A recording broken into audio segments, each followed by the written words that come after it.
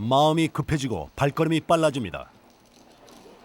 당분간 새끼 호랑이들이 살게 될 포육실의 젖먹이 동물방. 태어나자마자 어미도 없이 어린 새끼들이 새로운 환경에 적응하는 것은 결코 쉬운 일이 아닙니다. 이미 열흘 앞서 그 과정을 겪었던 새끼 사자들.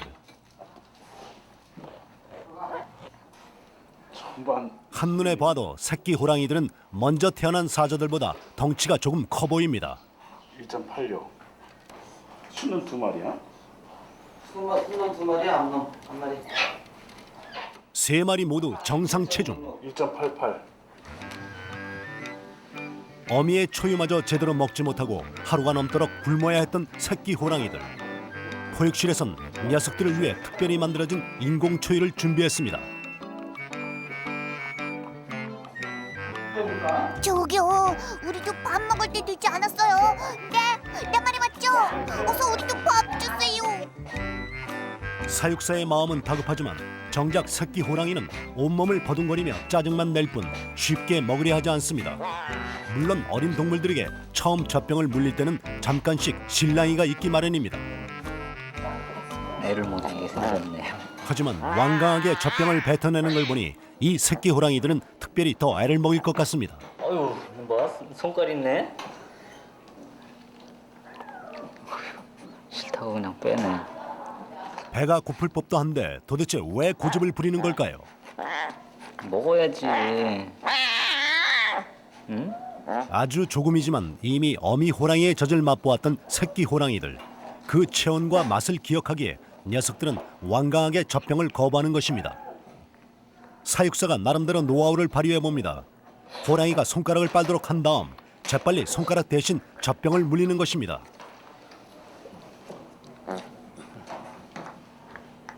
일단 젖병 물리기에는 성공.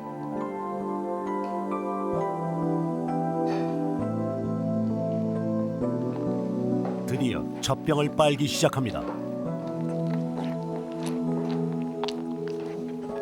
입으로는 젖병을 물었지만 새끼 호랑이의 두 발은 어미 호랑이의 젖을 찾는 듯 계속 허공을 더듬어댑니다.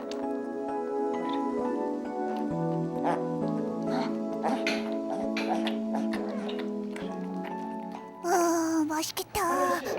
저기요, 시계 좀 보세요. 우리도 밥 먹을 때 됐단 말이에요. 엄마 젖하고 맛이 틀릴 텐데 또 얘 2마리는 잘 먹는데 얘는 아직 좀 맛이 틀린가 봐요. 처음에는 좀 고생해야 돼요.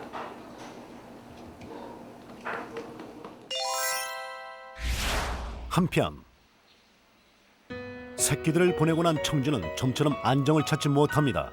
분만 후 어미 호랑이가 새끼들을 돌보지 않는 데는 몇 가지 이유가 있습니다. 우선 어미의 건강이 좋지 않아 젖이 모자란 경우, 그리고 태어난 새끼들이 너무 약해서 강한 맹수로 살아남을 가능성이 없다고 판단했을 경우입니다.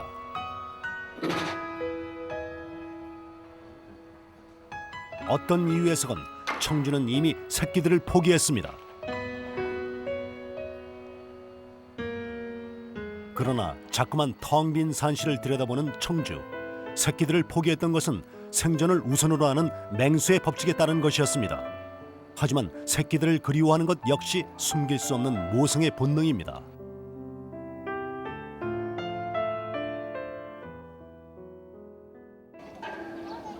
사자들이 살고 있는 야외 방사장.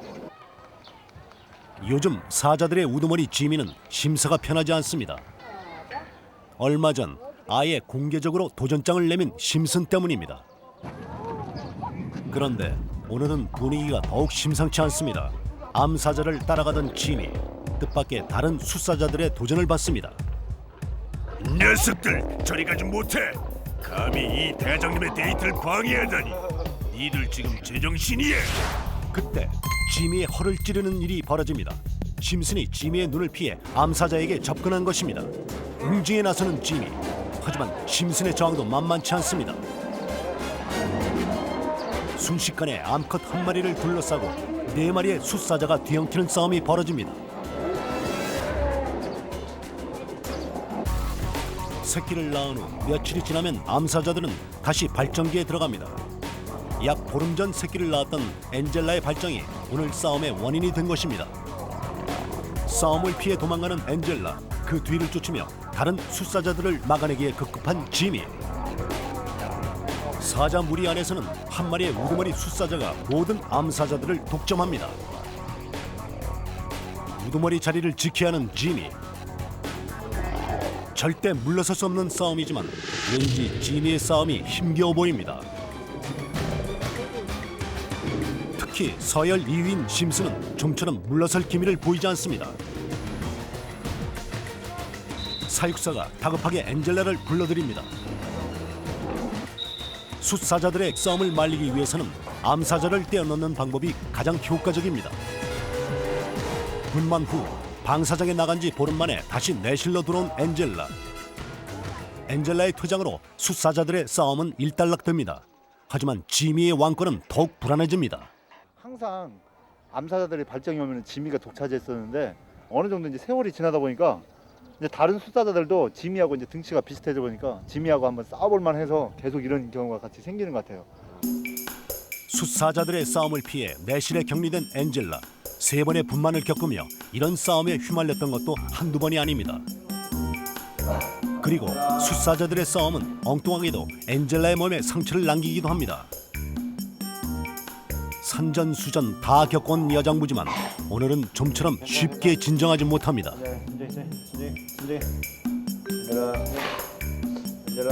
아무래도 다리에 입은 상처가 깊은 모양입니다.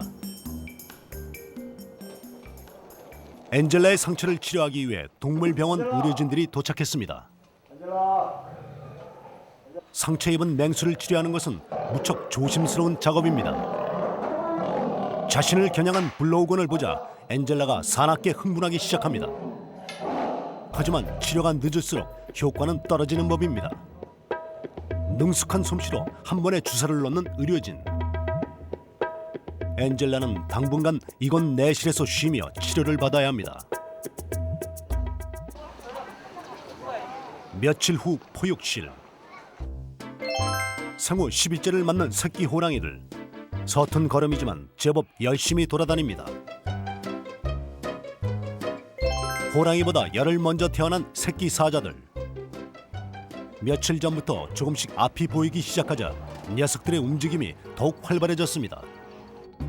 물론 아직 완벽한 것은 아닙니다. 참 어쩌다 한 번 실수로 부딪힌 거란 말이에요. 이런 건 알아서 편집해 주셔야죠. 아직 두 눈을 뜨지 못해 앞을 보지 못하는 호랑이들. 호기심 많은 새끼 사자들에게 호랑이들은 그야말로 만만하게 짝이 없는 상대입니다. 재미없게 누워있지만 말고 반격 좀 해봐. 야, 뭐야 지금 누구야? 지금 뭐가 들어오는 거야? 얼핏 단순한 장난처럼 보이지만 아기 맹수들은 지금 중요한 습성을 익히고 있습니다. 앞발과 입을 사용하며 싸움과 사냥의 기술을 연습하고 서로 힘을 겨루며 서열을 구분하는 맹수의 사회성도 익히는 것이죠.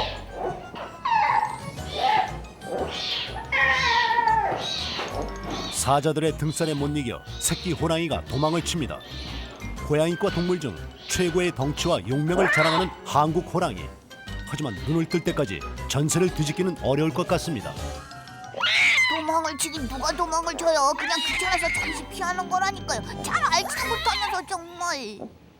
이 사자들이 호랑이보다 한 10일 정도 빠르거든요. 그래가지고 얘네들은 지금 어느 정도 보여요. 그리고 좀 활달해졌으니까 얘네들은 아직 못 보고 그러니까 이제 건드려 보는 거죠.